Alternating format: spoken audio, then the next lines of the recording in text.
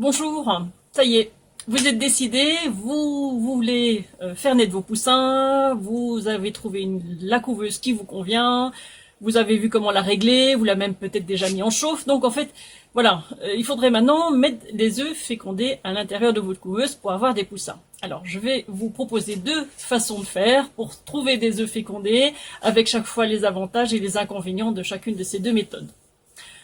La première méthode, peut-être que vous avez des poules à la maison ou que vous en avez pas très loin et qu'il y a un coq. Donc la condition, c'est déjà qu'il y ait un coq.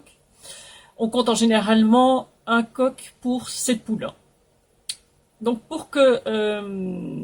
pour avoir des poussins, donc il faut des œufs qui soient fécondés. Alors comment voir si les œufs sont fécondés? Eh bien, ça ne se voit pas. En tout cas, ça ne se voit pas au début. Donc on part du principe que s'il y a un nombre suffisant de coqs pour les poules, eh bien qu'a priori les œufs sont fécondés. Méfiez-vous quand même toutefois, les coqs parfois ne sont pas actifs, donc vérifiez qu'ils sont actifs sur vos poules. Et certains coqs se mettent en pause hivernale dès l'automne. Donc en fait, lorsque les jours déclinent, ils ne sont plus féconds, alors que les poules, elles continuent à pondre. Alors, vous allez donc stocker les œufs, vous allez récupérer les œufs, les stocker. Alors attention, au lieu de stockage, il faut faire attention à ce qu'ils ne soient pas stockés dans un endroit trop chaud, surtout en été.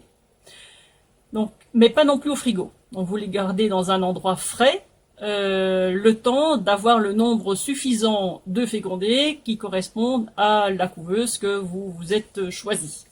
Une fois que vous avez le nombre d'œufs voulu, eh bien, vous allez pouvoir les mettre dans la couveuse et c'est à ce moment-là que les embryons vont commencer à se développer. En fait, ils ne se développent que si ils sont à une température qui est supérieure à 35 degrés, donc la couveuse qui est à 37 va enclencher ce processus. Et même si certains œufs ont été pondus une semaine avant. Donc en fait, ceux que vous avez stockés, eh bien, ils vont démarrer le même jour que ceux que vous récupérez à la fin du stockage.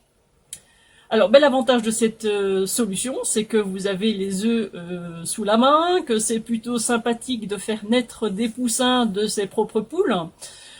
Par contre, les inconvénients, c'est que vous allez être limité assez vite par le nombre d'œufs, puisqu'il ne faut pas excéder une semaine entre le premier et le dernier stocké, que vous n'allez pas choisir les races non plus, parce que ce seront des poussins qui seront forcément issus d'un croisement des races que vous avez à la maison. Il va falloir donc bien faire être assez soigneux dans le stockage des œufs eux-mêmes.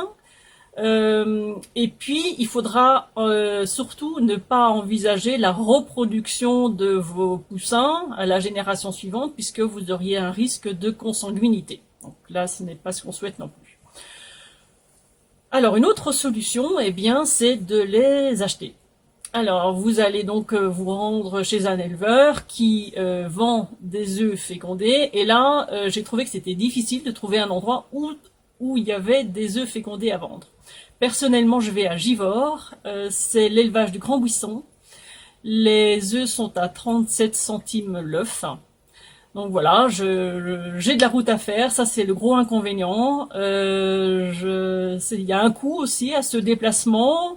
Par contre, les avantages, c'est que je peux en avoir un grand nombre à la fois. Je n'ai pas besoin de les stocker. Je choisis les races. Donc, est-ce que je veux des poussins qui seront plutôt pour faire de la chair, ou bien est-ce que je veux des poussins pour avoir des poules pondeuses? Donc, ce ne sont pas les mêmes races. Donc, c'est un choix que je peux faire. Mais je suis alors tenue aux races proposées par l'éleveur. Donc, il ne propose pas toutes les races. Donc, après, il faut chercher. Si on veut des races particulières, c'est moins évident. Et puis ensuite, je n'ai pas besoin d'un coq à la maison, j'ai pas besoin d'avoir un parc avec des reproducteurs et toute cette gestion des œufs fécondés à stocker. Et je n'ai pas de problème de consanguinité parce qu'en fait c'est le producteur qui s'en charge. Il est tenu de renouveler ses reproducteurs régulièrement, il n'y a pas de consanguinité dans les poussins que je récupère. Voilà. Alors ma couveuse est prête, j'ai acheté des œufs, il me reste plus qu'à lancer la couvée. Je voudrais juste vous montrer un petit outil qu'on va utiliser surtout en cours de couvée, qui est une mireuse. Alors, la mireuse, elle permet d'aller voir ce qu'il y a dans l'œuf. Alors, normalement, je ne le fais pas au départ parce qu'on ne voit rien, mais je vais quand même vous montrer un œuf fécondé. Voilà, donc ça, c'est un œuf que j'ai récupéré. L'œuf est a priori fécondé, je l'ai en tout cas acheté pour cette raison-là.